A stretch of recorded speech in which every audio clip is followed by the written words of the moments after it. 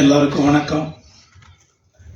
இந்த சல்லியர்கள் திரைப்படத்தினுடைய இந்த அறிமுக விழா கூட்டம் ஏற்கனவே இதே அரங்கத்தில் ஒரு 6 மாதங்களுக்கு முன்பாக இசை வெளியீட்டு விழா நடத்தினோம்.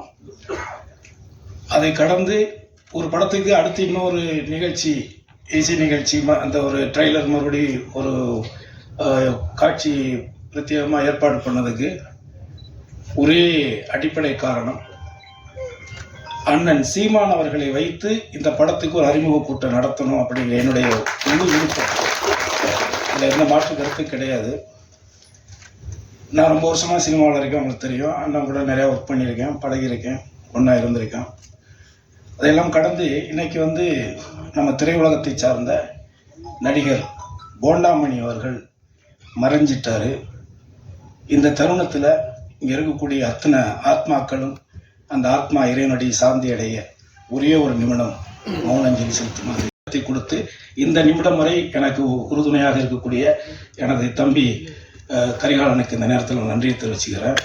அதை போல் இங்கே வந்திருக்கக்கூடிய எனது தம்பிகள் தாமோதரன், கோவிலர், அதுக்கப்புறம் இயக்குனர் பொன்ராம் அவர்கள், அப்புறம் எனது நண்பர் இயக்குனர் கௌதம் அவர்கள் என்னுடைய அழைப்பின் பேரில் இங்கே கலந்துக்கிட்டதுக்கு என்னுடைய நன்றி. அடுத்து என்னுடைய தம்பி தெலுங்குக்காரன் நம்ம சிவா, அவன் ஒரு படம் பண்ணியிருக்கிறான். அந்த படத்தை பெரிய நல்ல கேரக்டர் நான் நடிச்சிருக்கிறேன். அது பிப்ரவரி மாதத்தை அதையும் வெளியிட போகிறோம். அதுவும் ICW தான் ரிலீஸ் பண்ணோம். அடுத்து எனது நீண்டகால நண்பரும் எனது அருமை அண்ணனுமான தேனப்பன் அவர்கள், அதுக்கப்புறம் நடிகர்கள் 2 பேர், மகேந்திரன் தம்பி 2 பேருமே நல்லா இதில் குறிப்பாக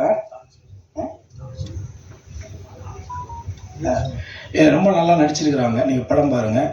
அடுத்து என்னுடைய அழைப்பை ஏற்று முதலாக தன்னுடைய வாழ்த்துறையை வழங்கி சென்றக்கூடிய எனது அப்பா தானு அவர்களுக்கு இந்த நேரத்தில் என்னுடைய நன்றி.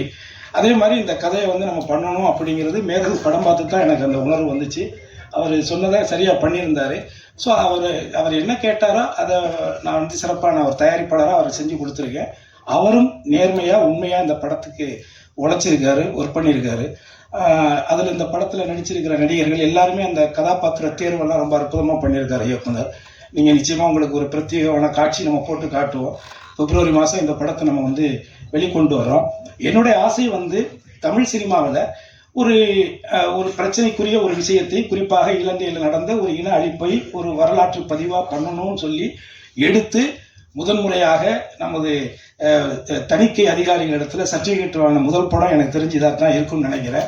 இதை எடுத்ததுக்கு காரணம் என்னன்னா, இதை உண்மையே நான் ஒன்று சொல்லணும். என்னுடைய மகன் தான் இந்த படத்துக்கு மியூசிக் பண்ணான். ஆனால் என் பையன் என்கிட்ட கேட்ட கேள்வி என்ன தெரியுமா? இவ்வளோ ட்ரையா, இவ்வளோ சீரியஸா, இவ்வளோ ஒரு மாதிரியான ஒரு படத்தை எதுக்கு டேடி நீங்கள் கஷ்டப்படுற நேரத்தில் காசு செலவு பண்ணி எடுக்கிறீங்க அப்படின்னு என்கிட்ட கேட்டான். ஏன்னா இவங்க லவ் பண்ணுறாங்க, லவ் பண்ணும்பொழுது கூட எனக்கு மண், மொழி, இனம் அப்படியெல்லாம் பேசுகிறாங்க. இதெல்லாம் யார் டேடி இப்போ அந்த காலத்தில் ஏற்றுக்குவாங்க? இல்லைடா, இது நடந்த காலகட்டங்கள். அப்பா காதலிச்சாங்க, நிறைய பேர் போராளிகள் காதலிச்சு திருமணம் பண்ணியிருக்காங்க. நானே நிறைய பேரை பார்த்துருக்கிறேன். ஆனால் அந்த காதலில் கூட அவங்கள்ட்ட ஒரு ஒழுக்கமும் ஒரு அறமும் இருந்ததுடா. அது உங்களுக்கு புரியலை. உனக்கே 21 வயசு பையன், உனக்கே தெரியலைன்னா நான் என்னடா பண்ணுறேன் பொழுது அடுத்த தலைமுறைக்கு சுத்தமாக அது தெரியாமல் போயிருமேங்கிறக்காக தான் எடுத்தேன். ஆனால் அப்போ என் பையன்கிட்ட ஒரே ஒரு வார்த்தை சொன்னேன், தம்பி, அப்பா நிறையா காசு பண்ணலாம், உனக்கு சேர்த்து வைக்கலாம், அது ஃபீல் பண்ணாத. ஃபியூச்சரில் நீ நடிகராக எப்படியாவது ஒரு இடத்துல ஒரு ஆள் ஆயிடுவேன். அப்படி ஆனாலும் கூட வரக்கூடிய காலங்களில் நடிகர் கருணாஸோட பையன், MLA கருணாசு பையன்லாம் சொல்கிறத விட இந்த சல்லியர்னு ஒரு படம் எடுத்தானே அவனோட புள்ளன்னு உனக்கு ஒரு அடையாளத்தை என்னால் உருவாக்கி கொடுக்கணும். இதாண்டா உனக்கு நான் கொடுக்குற சொத்து அப்படின்னு தான் நான் அவன்கிட்ட சொன்னேன். உண்மையில் அந்த உணர்வில் தான் இதை நம்ம செஞ்சுருக்கிறோம். எல்லாருமே நமக்கு என்னன்னு போயிட்டோம்னா வேற யார் தான் செய்கிறது அப்படிங்கிறது. அதாவது இது நம்ம நாடு, அது நம்ம ஊர், தமிழ்நாடு நம்ம ஊர்.